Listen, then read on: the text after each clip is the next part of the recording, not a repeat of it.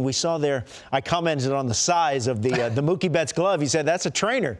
And this guy, I mean, he's an elite, maybe the best right fielder in the game, if not the best. Yeah. And now you're going to put him at second base. That's crazy. It lets you know how serious he is and how competitive he is. And I think as I sit here and I look back at it, I go, there's a guy named Dustin Pedroia. And if it wasn't for just Dustin Pedroia, we might be saying Mookie Betts the best second baseman in the game, because he came up as a middle infielder, a guy who was really, really good.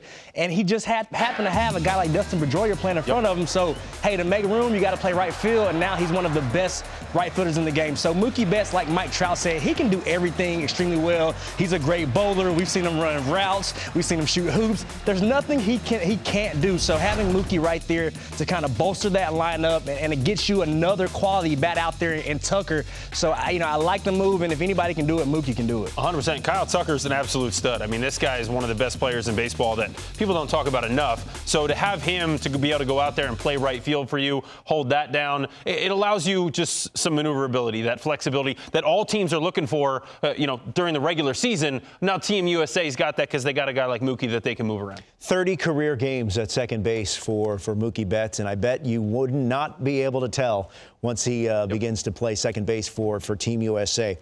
The starting rotation for the United States, I think a lot has been made about maybe who isn't there as opposed to who is. This is still a quality rotation. Adam Wainwright is going to get the call and get the first start for Team USA against Great Britain. Adam, Anthony, starting with you. When you look at this list here, what jumps out at you? I think, look, you've got a lot of experience here. You've got a lot of guys that have been around the league for a long time. Brady Singer probably being the youngest and least experienced out of all these guys.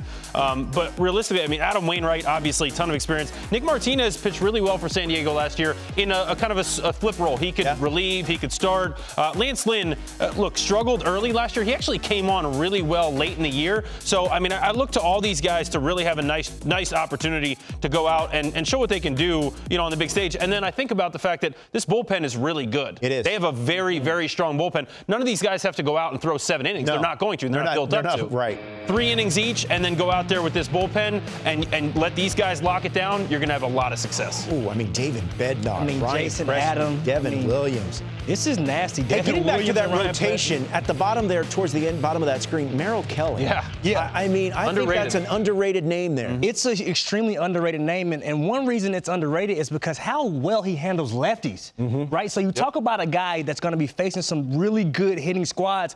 Well, he can neutralize lefties as well as he does the righties. So that, addition to their rotation is huge for Team USA. Especially, they only had 2 lefties on there. Brooks Raley out of the pen, by the way. Great lefty guy to have. This team looks really well poised to have a good. Yeah, a little bit later, we're going to do a chat with Adam Wainwright. But as I said, he's going to get the first start for Team USA. And I know how much both you guys have respect for Adam Wainwright. Yep. Yeah, this is a guy who, when you talk about a captain of a team, he has been that for St. Louis for so many years, won so many big games. So for him to be a part of this Team USA team, I think means a lot to him, and it means a lot to his teammates as well, being able to share this opportunity with guys like Miles Michaelis, Nolan Arenado, Paul Goldschmidt. Yep. I mean, the Cardinals have came out and represented, and I think there's no better guy to get this thing started than Adam Wainwright. I'm very hopeful that we get to see Adam Wainwright at some point throughout it's not going to be in pool play. Yeah.